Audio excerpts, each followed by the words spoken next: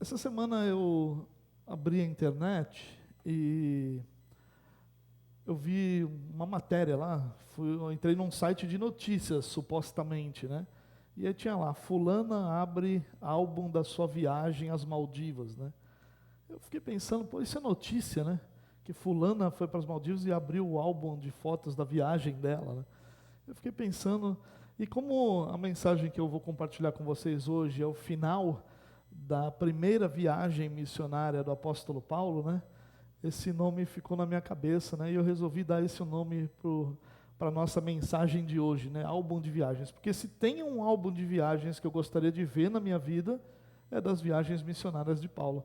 Com certeza, ali tem muita história, tem muita ação de Deus, tem muita graça de Deus, tem muita luta, muita batalha, mas certamente é um álbum que eu gostaria de ver a cada momento que a Bíblia relata, e quem sabe um dia a gente vai conseguir ter uma visão mais clara, né, sobre tudo aquilo que aconteceu, o que aconteceram, né, os episódios que aconteceram na viagem missionária. Hoje, então, eu quero compartilhar com você o final do capítulo 14. A gente tem trabalhado o livro de Atos há algum tempo.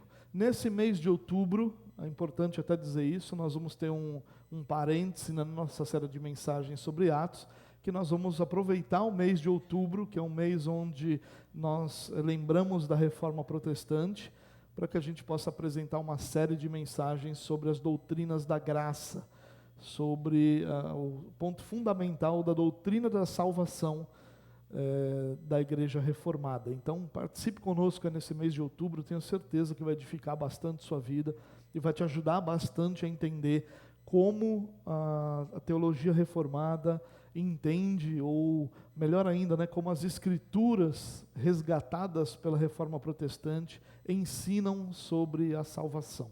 Mas hoje nós vamos terminar o capítulo 14. Na verdade, o ideal aqui seria eu continuar a partir do versículo 21, né?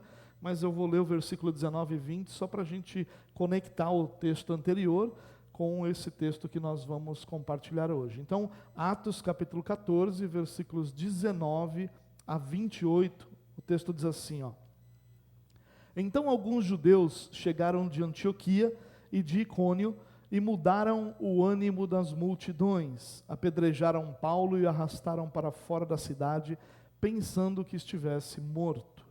Mas quando os discípulos se ajuntaram em volta de Paulo, ele se levantou e voltou à cidade. No dia seguinte, ele e Barnabé partiram para Derbe. Eles pregaram as boas novas naquela cidade e fizeram muitos discípulos. Então voltaram para Listra, Icônio e Antioquia, fortalecendo os discípulos e encorajando-os a permanecer na fé, dizendo: é necessário que passemos por muitas tribulações para entrarmos no reino de Deus. Paulo e Barnabé designaram-lhes presbíteros em cada igreja.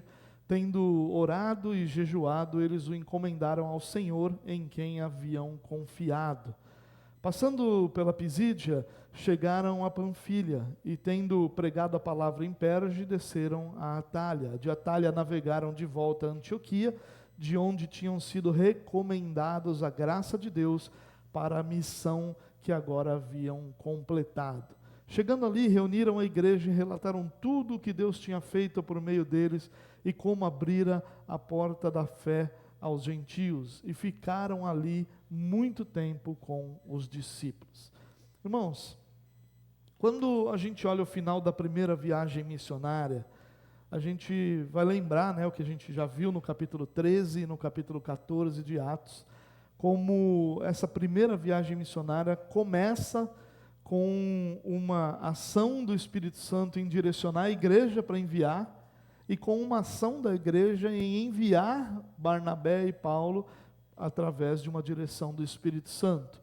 Na verdade, ali a gente pode enxergar essas duas coisas, e é bem interessante, né? Não é o Espírito Santo que age sem a igreja, mas o Espírito Santo que age através da igreja. E uma igreja que não age porque deseja, mas age dirigida pelo Espírito Santo e a partir de uma direção do Espírito Santo. Essa era a viagem missionária, poderia ser a viagem missionária de Barnabé.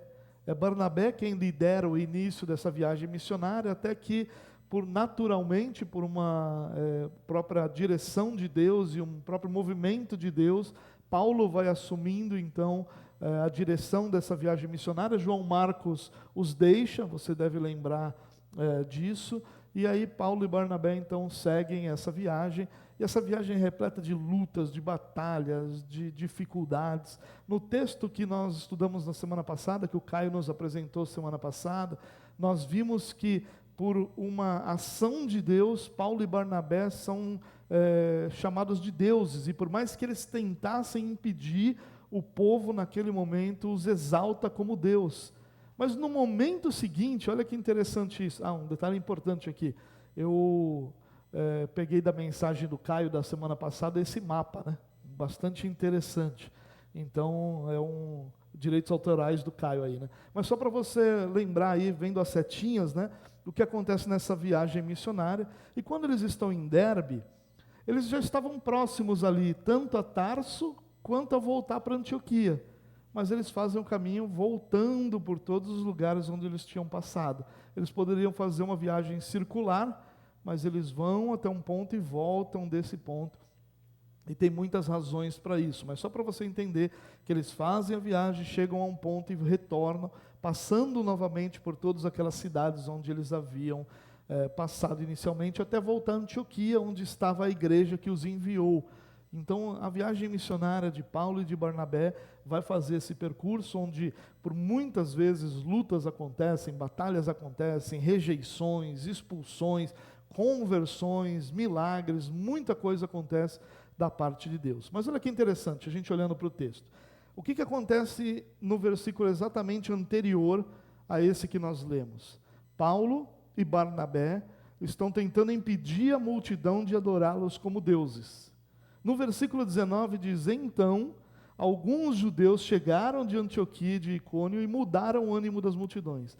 A mesma multidão que estava ali dizendo que eles eram deuses, agora está mudando, está pensando diferente. Agora vai apedrejar Paulo e vai arrastar ele para fora da cidade pensando que estivesse morto. Tem um significado muito interessante aqui. O enterro para o judeu era algo muito valioso, fazia uma parte era muito importante para a história da pessoa. Somente pessoas que não eram amadas, que eram rejeitadas, pessoas que eram tidas como pessoas menosprezadas, que não tinham um funeral digno. Uma das maneiras da gente enxergar isso é como as mulheres se importaram de, depois do sábado, irem ao túmulo de Jesus para dar a Jesus uma espécie de enterro digno, porque aquilo era valioso, fazia parte da história, o amor era demonstrado também nesse momento do enterro. E aqui, o que eles fazem? Apedrejam Paulo, entendem que Paulo morreu, só que largam o corpo dele a céu aberto, não fazem um enterro para ele, não pensam nisso. Por quê? Porque havia um menosprezo. Paulo aqui está sendo menosprezado talvez de uma das piores formas possíveis dentro da cultura judaica. Agora, o texto não deixa muito claro se ele morreu realmente ou se ele apenas estava bastante machucado e aparentava estar morto. Mas o texto diz que quando os discípulos se juntaram em volta de Paulo, ele se levantou. A forma como esse texto é escrito no original nos dá a entender que Lucas está ali dizendo que alguma coisa da parte de Deus aconteceu. Seja o fato de Paulo ter ressuscitado, ou o fato de que Paulo, mesmo muito machucado, pode então se levantar e da parte de Deus tem ali uma restauração. O fato é que ele estava jogado como morto e agora ele se levanta. A gente precisa lembrar também que Lucas é muito discreto quando ele vai falar dos seus milagres, falar dos milagres de Jesus. Ele não usa aquelas palavras que valorizam o milagre, né? Mas ele valoriza ali como uma ação normal de Deus acontecendo. Então ele se levanta, volta à cidade, e no dia seguinte ele e Barnabé vão partir de Derbe. Não sei o que aconteceu com o Barnabé aqui, né? Por certo, ele se foi poupado ali do apedrejamento, mas Paulo não. Mas Paulo então vai voltar para a cidade e no dia seguinte ele vai para Derbe. Um detalhe interessante aqui, irmão, só como uma curiosidade, né? Eu não quero fazer nenhuma conjectura, mas Alguns teólogos sugerem que aqui Paulo teve aquela experiência de ir para o terceiro céu, que aqui nesse momento ele teria ido e vivenciado essa experiência, e que a partir daqui lhe teria sido dado um espinho na carne, onde alguns teólogos vão até dizer que pudesse ser uma espécie de ter alguma sequela desse apedrejamento ou desse momento. Nós não sabemos, é verdade, mas é interessante, faz sentido, né? E a gente gosta desses momentos intrigantes que a Bíblia não fala exatamente tudo que a gente quer saber, né? Mas é uma possibilidade que a teologia considera com certa força, tá? Mas não tem nada disso claro aqui. O que está claro é que Deus faz alguma coisa para que Paulo então pudesse se levantar, e ele e Barnabé saem da cidade e vão embora. E agora começa o texto que eu realmente quero compartilhar com você. Diz assim, ó: eles pregaram as boas novas naquela cidade, na nova cidade onde eles vão, e fizeram muitos discípulos. E essa expressão, fizeram muitos discípulos, talvez fosse melhor traduzida como discipularam muitas pessoas. Porque a ideia aqui realmente não é fazer discípulo no sentido só de ter convertidos, mas no sentido de tê-los ensinado, de tê-los anunciado a palavra e ensinado a palavra e compartilhado experiências. É aquela ideia do preparar cristãos para a vida cristã.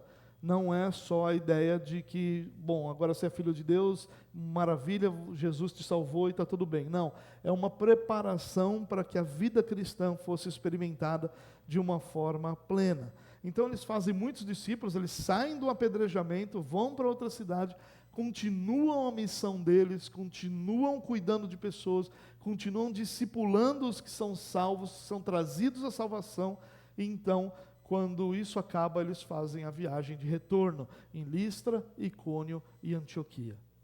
O que essa primeira viagem missionária produziu? Algumas igrejas. Além, claro, de experiência, tanto para Paulo quanto para Barnabé, produziu algumas igrejas. Algumas igrejas foram estabelecidas ao longo dessa primeira viagem missionária. E no caminho de volta, o que eles fazem? Preste atenção. Fortalecendo os discípulos e encorajando-os a permanecer na fé. Então, a primeira, por que eles voltam e não seguem o caminho reto, onde eles poderiam passar em Tarso, que era de onde Paulo era, e depois ir logo na sequência em Antioquia? Por que eles fazem o caminho de retorno? Primeiro, porque eles entendiam que deveriam encorajar os novos na fé. Aquelas pessoas que eles evangelizaram e que se tornou uma igreja, eram pessoas sem experiência, eram pessoas que não conheciam a prática do Evangelho de forma mais profunda. Então Paulo e Barnabé entendem que precisam encorajá-los, que precisam ajudá-los a permanecer na fé, que precisam dizer a eles que eles deveriam continuar confiando no Senhor. E aí, nas igrejas de hoje em dia, essa missão, Paulo e Barnabé chegariam lá e diziam para eles assim: fiquem firmes na fé, porque você é o ponto fraco do Senhor. Fiquem firmes na fé, porque você é cabeça e não cauda. Diriam coisas assim. Mas olha o que Paulo e Barnabé dizem para encorajar. Eles dizem o seguinte: é necessário que passemos por muitas tribulações para entrarmos no reino de Deus. Irmãos, isso não é encorajamento, me desculpa. Mas dizer para você, é assim mesmo, está doendo? Vai doer mais, fica firme. Isso não é muito do encorajamento. Está ruim? Vai piorar, mas fica firme. Mas é essa mensagem de Paulo e Barnabé quando eles querem encorajar. Sabe o que eles estão dizendo? Sim, a vida cristã tem muitas lutas e batalhas, mas fique firme, porque é através do passar por essas batalhas que o Senhor vai te preparar para viver no reino de Deus, para estar com Ele por toda a eternidade, para viver a vida que o Senhor tem preparado para os seus filhos na eternidade. E aí, em outro momento, Paulo vai chegar a dizer que as leves e momentâneas tribulações, e Paulo, para dizer que as dele são leves e momentâneas, é porque o olhar dele sobre o que viria é de algo grandioso. Por que não foram leves e momentâneas, se nós olharmos e analisarmos? Mas por que ele consegue enxergar como leves e momentâneas? Porque ele está olhando para frente. para um momento em que com o Senhor tudo é muito maior e muito mais duradouro, o que torna as batalhas leves e momentâneas. Paulo está dizendo para os discípulos: está doendo, mas fiquem firmes, o Senhor tem cuidado de vocês, o Senhor tem sustentado vocês, e o que está por vir diante do Senhor vai fazer com que toda essa dor não doa tanto, não seja tão grande quanto parece ser hoje. É necessário que passemos por muitas tribulações para herdar o reino de Deus, ou para entrarmos no reino de Deus. Não parece muito encorajamento, mas se você for olhar, é um encorajamento, nos encoraja a olhar para frente e não para a dor. Nos encoraja a olhar para a eternidade e não para a circunstância. Nos encoraja a olhar para Jesus e não para o sofrimento. É isso que Paulo está dizendo. É necessário que a gente passe por isso, porque esses são os instrumentos de Deus para moldar a nossa vida. Mas fique firme, porque o Senhor está sustentando você e vai continuar sustentando você até que Ele complete a boa obra que Ele começou na sua vida. E o texto continua dizendo assim: Paulo e Barnabé designaram-lhes presbíteros em cada igreja. E aqui, irmãos, há uma eterna briga dos batistas, dos anglicanos e dos presbiterianos nesse versículo, porque cada tradução puxa a sardinha para o seu lado. A NVI é uma tradução que teve, em grande parte, na sua comissão de tradução batistas, então eles vão usar a expressão designaram-lhes presbíteros, como que dando a impressão de que Paulo e Barnabé escolheram quem seriam os presbíteros da igreja. Na Nova Almeida Atualizada, uma versão permeada pelo presbiterianismo, você vai ter ali que eles elegeram presbíteros. O original dá muito bem as duas ideias. Permite a tradução de duas formas. Mas, de qualquer maneira, é importante a gente ressaltar aqui que os presbíteros foram escolhidos, seja por uma eleição direta da igreja, ou seja por ser uma igreja nascente, por aqueles que acompanharam essa liderança, então designaram os presbíteros para que a igreja pudesse ali ser estabelecida e organizada. O fato é que eles retornam porque eles precisam deixar uma liderança estabelecida na igreja. Uma igreja sem liderança é uma igreja sem rumo. Uma igreja sem liderança é uma igreja sem a capacidade de enxergar e executar aquilo que são as responsabilidades que Deus coloca em suas mãos.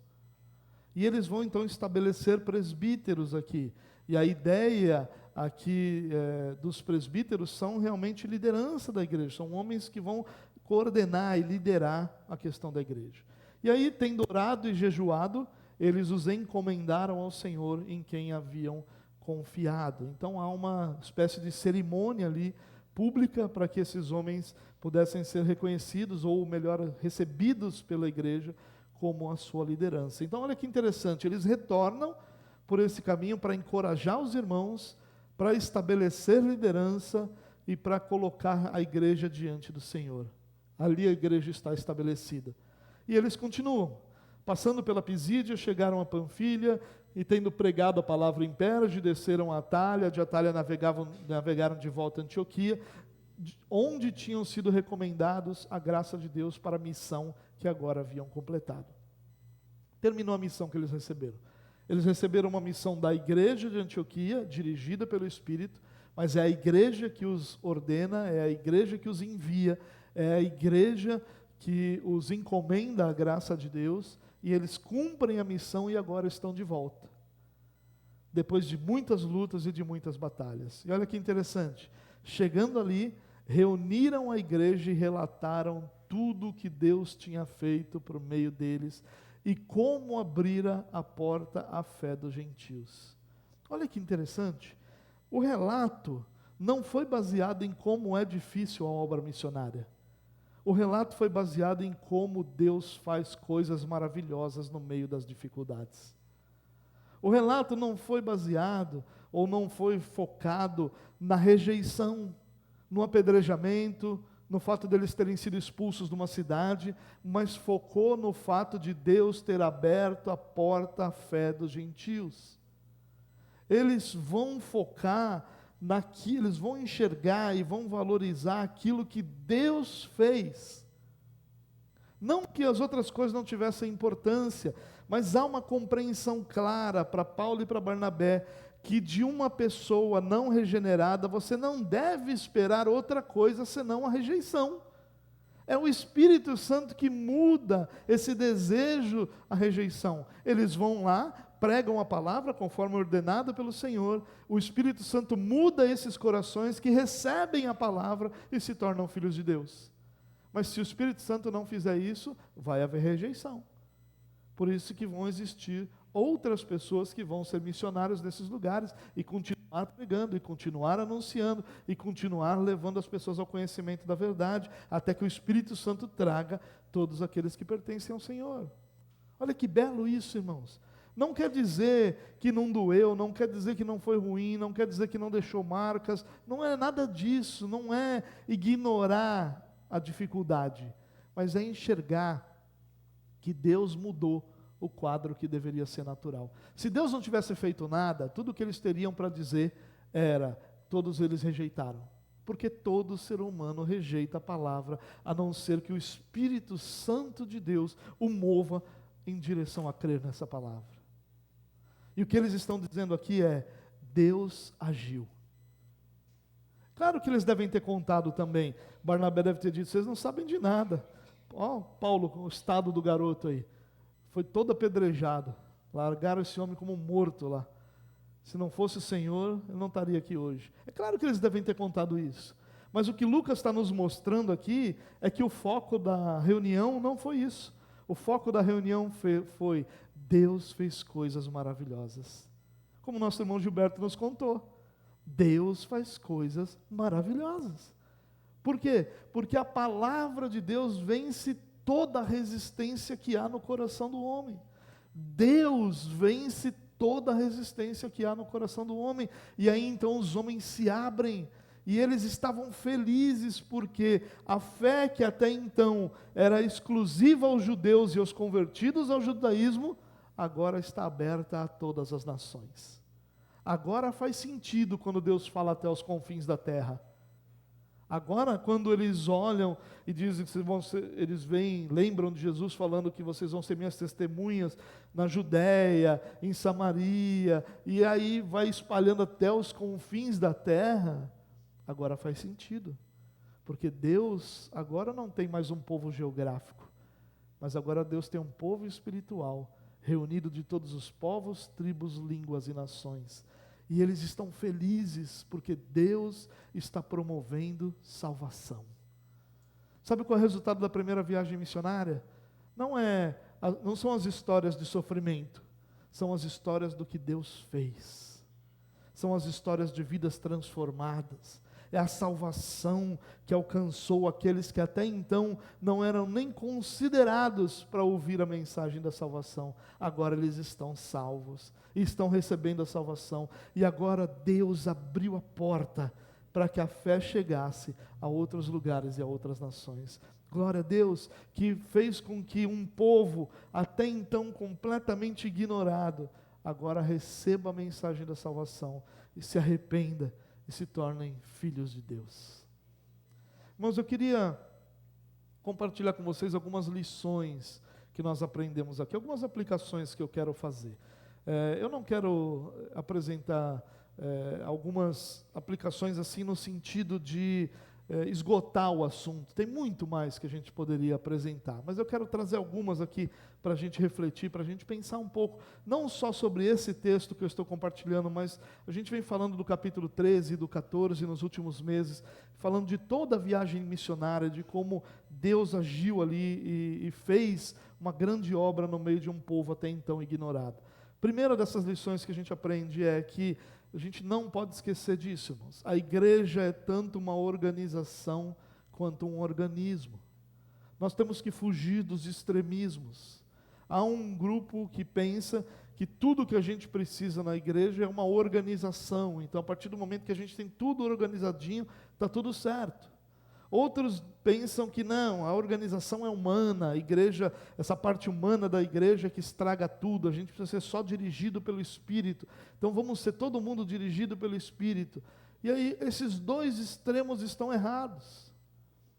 As igrejas nascem porque o Espírito Santo direciona a igreja, mas é a igreja que envia. Quando a igreja envia e os missionários cumprem o seu trabalho missionário, eles estabelecem liderança na igreja. Eles não deixam a igreja para que todo mundo ali imaginasse o que Deus está dizendo e fizesse aquilo que achavam que deveria ser feito. Não, eles estabelecem uma liderança, presbíteros, homens que deveriam representar os membros da igreja, os irmãos e irmãs convertidos ao Senhor, diante daquilo que está sendo feito como organização. A igreja é ambas as coisas, ela é um organismo, e ela se move, cresce, se desenvolve de acordo com a ação de Deus. Mas ela também é uma organização que precisa de liderança, que precisa de organização, que precisa de um trabalho estabelecido e organizado. E ambas as coisas coexistem para a glória de Deus. Então, rejeitar qualquer uma das duas é rejeitar o tipo de igreja que Deus estabeleceu. Porque Deus não estabeleceu uma igreja onde todo mundo tem uma revelação, e nessa revelação que todo mundo tem, se tem a direção. Mas Deus também não estabeleceu uma igreja onde a direção sabe tudo, manda, estabelece, e o resto da igreja, ou o próprio Espírito, não tem lugar. Ao contrário disso. É enquanto a igreja estava orando que o Espírito direciona a igreja. E a igreja, dirigida pelo Espírito, se organiza para enviar Paulo e Silas como missionários. Ou você acha que essa viagem não teve custos? Ou você acha que essa viagem não necessitou de preparação? Ou você acha que eles simplesmente saíram e vamos sair que vai cair do céu toda a comida que nós precisarmos? É claro que a igreja precisou se organizar. E enquanto esses missionários estavam lá, é claro que a igreja estava orando por eles. É claro que a igreja estava buscando a Deus para que eles tivessem sucesso na missão que eles receberam.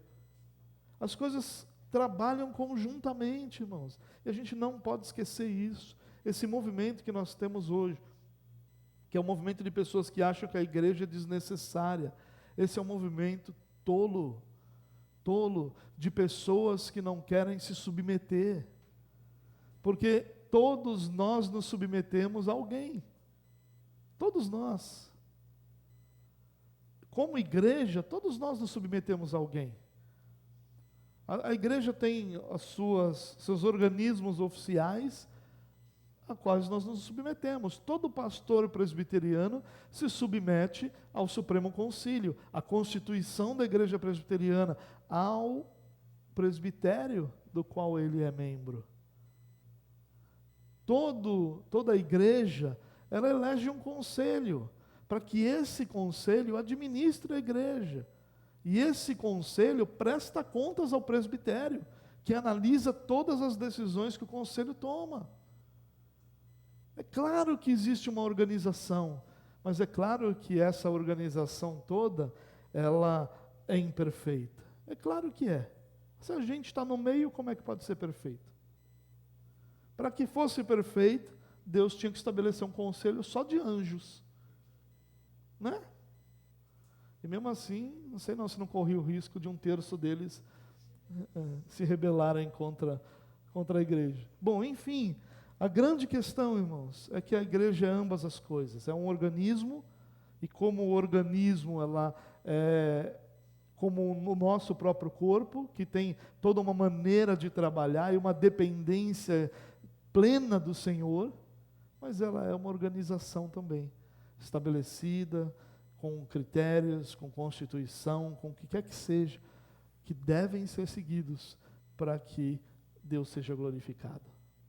A segunda lição que nós aprendemos aqui, irmãos, é que não há ministério desconectado da igreja. Quando Paulo e Barnabé estavam no campo, eles precisaram tomar decisões sozinhos. Mas isso não significa que a igreja estava longe, a igreja estava orando. E a igreja estava no coração dos missionários, não havia uma desconexão. Não havia. É responsabilidade da igreja sustentar a obra missionária. Assim como é responsabilidade dos missionários considerar a igreja como seu suporte. E quando nós olhamos, não há ministério desconectado. Todo ministério que prospera é conectado. Seja uma igreja que dá um suporte em oração e financeiro, enquanto o missionário está no campo, e o missionário que vem à igreja dizer o que Deus está fazendo e como Deus tem aberto a porta da fé. Nós experimentamos hoje na prática isso. Nós ouvimos o que Deus está fazendo, como Deus está fazendo. É claro que o que a gente ouviu é um recorte minúsculo, porque as histórias são inúmeras, mas nós sabemos o que Deus está fazendo. Não há ministério desconectado da igreja, irmãos. Não há. Qualquer um que entende que o seu ministério ele caminha paralelo com a igreja, ele não compreendeu o que é ministério, nem o que é igreja. Porque eles sempre caminham juntos, ainda que em muitos momentos pareçam estar distantes, mas não estão, porque pela oração, pelo apoio, pelo amor, eles estão sempre conectados. Claro que Paulo e Barnabé lá precisaram tomar decisões, se eles sairiam da cidade ou não, foi decisão que eles tomaram. Eles não tinham WhatsApp nem telefone para ligar para a diretoria da igreja e dizer, e a gente continua aqui ou vai embora? Eles tiveram que tomar decisões. As decisões foram exclusivamente deles, foram. E qual foi o papel da igreja nisso? Enquanto a igreja estava orando por eles, a resposta que eles têm é uma resposta de Deus, como resposta à oração da igreja. Nunca houve desconexão. Quando eles chegam, a primeira coisa que eles fazem é contar para a igreja o que Deus fez. Irmãos, ministério é isso. Eles podem ser para-eclesiásticos, eles podem ter uma estrutura própria. Isso não quer dizer que está desconectado, ao contrário, a igreja está sempre orando, a igreja está sempre preocupada, a igreja está sempre recebendo notícias, a igreja está sempre dizendo ao Senhor, sustenta-os no campo, porque as decisões que eles vão ter que tomar são importantes. Quando há uma desconexão, irmãos, não há um modelo bíblico, porque o modelo bíblico é sempre o Espírito Santo dirigindo a igreja sustentando seus missionários. Terceira lição: quem serve a Deus, irmãos, não deve esperar conforto nem facilidades. É uma versão do é necessário passar por tribulações para entrar no reino dos céus, mas aqui é uma versão para quem entende o seu chamado. Nós vemos muitas pessoas, irmãos, que entendem e que querem servir a igreja. Nós vemos muitas pessoas. É claro que, na prática, quando o trabalho começa, esse número diminui. Porque muitas pessoas imaginam que a gente vai poder fazer o que dá, quando dá, de uma forma bem leve, e que quando não der, a gente não vai fazer. E aí, o que acontece? Ao longo do caminho, não está mais servindo. Não adianta, irmãos, quem serve a Deus não deve esperar conforto nem facilidades. Ele deve esperar agir de Deus, mas não conforto, não facilidades. Ele não deve esperar que o que ele faz prospere de forma plena, sem nenhum tipo de rejeição, sem nenhum tipo de confronto, sem nenhum tipo de dificuldade. Não, ele vai passar por tudo isso. Ele não deve esperar essas coisas. O que ele deve esperar é: Deus estará comigo enquanto eu sirvo, para que a igreja seja edificada e o próprio Deus glorificado. Irmãos, é uma coisa muito importante isso, a gente entender. Servir o reino de Deus é algo pesado, é algo difícil, é algo que encontra muita rejeição e muito enfrentamento. Mas isso não quer dizer que seja ruim, ao contrário disso. Todas as lutas, dificuldades e batalhas são o instrumento de Deus para que a igreja prospere, para que fique claro que quando o seu ministério prospera, é porque Deus o fez prosperar. Porque se dependesse da sua força em vencer tudo isso, não iria. Mas se foi, se desenvolveu, se andou, se prosperou, é porque Deus esteve lá. Não espere facilidades, irmãos, mas também não deixe de fazer pelas dificuldades. E aí que vem a nossa quarta lição.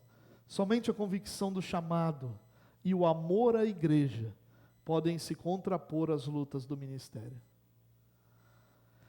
Preste atenção nisso, irmãos. Muitas vezes o que nos falta é convicção. A gente tem ânimo.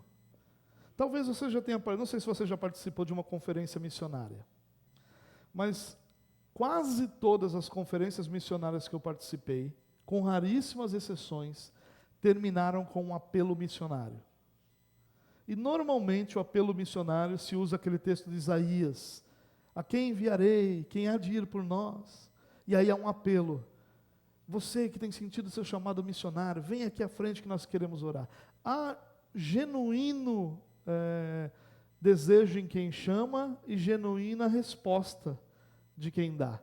Só que muitas vezes essa resposta é emocional. Ela não é fruto de uma convicção, é fruto da emoção do momento, da conferência. Às vezes a conferência durou o dia inteiro, ou vários dias, e você ouvindo sobre missões, e os missionários vêm e falam o que Deus faz, falam as coisas boas que Deus fez, e você diz: meu Deus, eu estou me sentindo chamado. E você vai lá na frente, diz: eis-me aqui. E aí a conferência passa, a semana passa, o mês passa, e você só vai lembrar que você falou eis-me aqui na próxima conferência missionária, quando tiver novamente um apelo, e você dizer: meu Deus, Deus me chamou e eu não fiz nada, eu vou renovar meu chamado. E aí isso fica igual aluguel, todo ano você renova. Mas não muda nada nunca. Sabe o que nós precisamos? Convicção. Se Deus te chamou, irmão, Deus vai te sustentar. Não importa se ninguém ao seu redor conseguir enxergar em você esse chamado. Se Deus te chamou, Deus vai te sustentar. É importante que a sua convicção esteja clara para você. E uma outra coisa, é importante que você tenha certeza no seu coração sobre se você ama ou não a igreja. Porque é o amor à igreja o combustível de muito sapo que o líder engole. É o amor à igreja. É por amar a igreja, saber o que Deus está fazendo. A igreja, irmão, é a noiva imaculada do nosso Salvador. Quando a gente olha para a igreja, rapaz, quem casaria com uma encrenca dessa? Mas quando a gente olha com o olhar do Senhor, a gente vê a igreja santa, pura e imaculada do nosso Senhor. E quando a gente ama essa noiva, e quando a gente tem convicção que Deus nos chamou para servir essa noiva, muitas das nossas lutas perdem força. É a única forma de você contrapor as lutas, irmãos. Porque quando nós falamos de lutas do ministério, nós estamos falando de uma batalha espiritual. Estamos falando só de falta de dinheiro, estamos falando só de falta de pessoas, tudo isso faz parte também, e interfere também no resultado. Mas a gente está falando, acima de tudo, numa batalha espiritual. Numa batalha que tem a ver muito mais com o reino de Deus, do que com você, o seu talento, a sua capacidade, tem a ver com o reino de Deus. Então, se o seu coração não tiver plena convicção de que Deus te chamou, e se o seu coração não estiver tomado por um pleno amor pela igreja, não tem ministério que resista. Não tem. Porque as batalhas vão fazer você desanimar. Tenha essa convicção, irmão. Deus te chamou, creia nisso, mesmo quando tudo mostrar o contrário. Mesmo quando todas as pessoas duvidarem, creia você.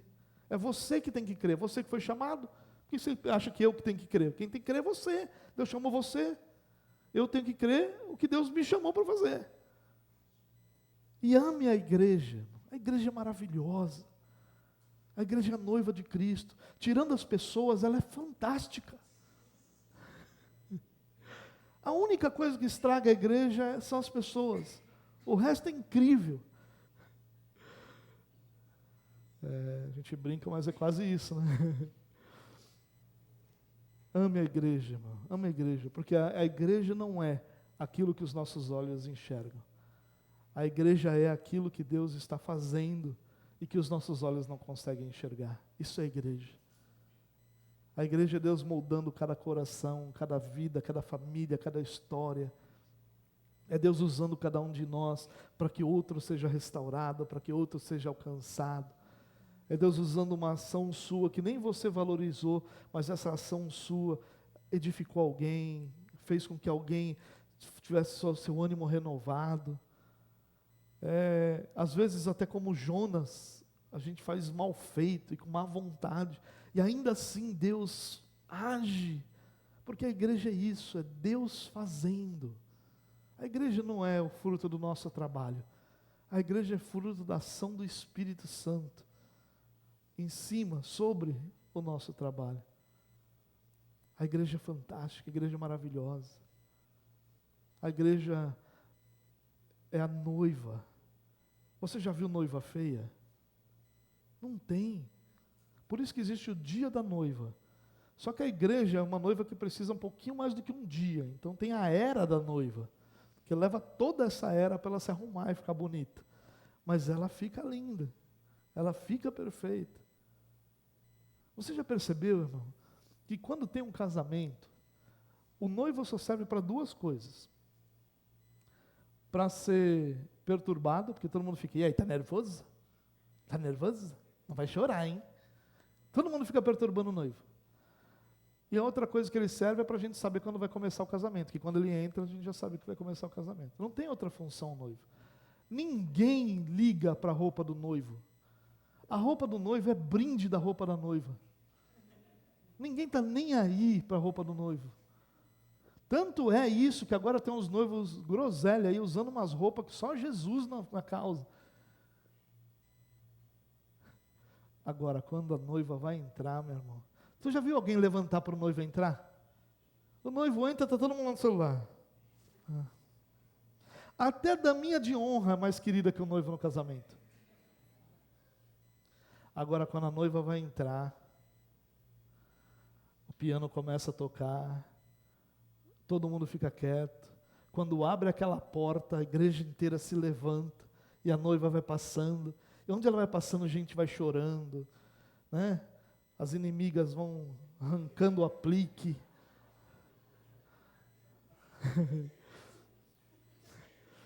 Não estou falando nenhuma mentira, não é assim não. Se perguntar para o Sidney e para a Jéssica, eles explicam melhor ainda, que eles estão nisso toda hora. A família vai chorando, o noivo começa a dizer assim, meu Deus, quanta sorte eu tive com essa noiva. É tudo para entrar a noiva. Quantos lembram do discurso que o pastor ou o padre fizeram? Ninguém lembra. A gente só lembra do vestido da noiva. Só lembra como é que foi a entrada. A noiva é o elemento central do casamento. Quando Jesus diz que a igreja é a sua noiva, Ele está dizendo isso, eu estou agindo para que quando ela entrar, todo mundo se impressione. Para que quando essa noiva for apresentada, pura, sem mancha, sem mácula, todo mundo se levante e se emocione com a entrada dela. Essa é a igreja. Essa é a igreja de Cristo, irmãos. E nós precisamos aprender a amar essa igreja. Porque é esse amor pela igreja que faz a gente fazer muita coisa no meio das lutas e das batalhas. Sabe por que eles voltaram? Acima de tudo. Claro que precisava de liderança, é claro que precisava de encorajamento, mas acima de tudo porque o coração desses missionários estava cheio de amor pela igreja. Foi difícil passar por lá, mas o amor que nós temos é maior. Vamos passar de novo para ajudá-las a se fortalecer agora. Em último lugar, última lição, é Jesus quem faz a igreja prevalecer. Às vezes a gente esquece disso. Às vezes a gente está tão focado no trabalho que a gente tem para fazer, que a gente esquece que quem faz a igreja prevalecer é Jesus. Quem disse que as portas do inferno não prevaleceriam contra a igreja, não foi apóstolo, não foi nenhum líder de igreja, foi Jesus. É Ele que faz a igreja prevalecer. Portanto, se Deus te chamou, faça o que Deus te chamou para fazer.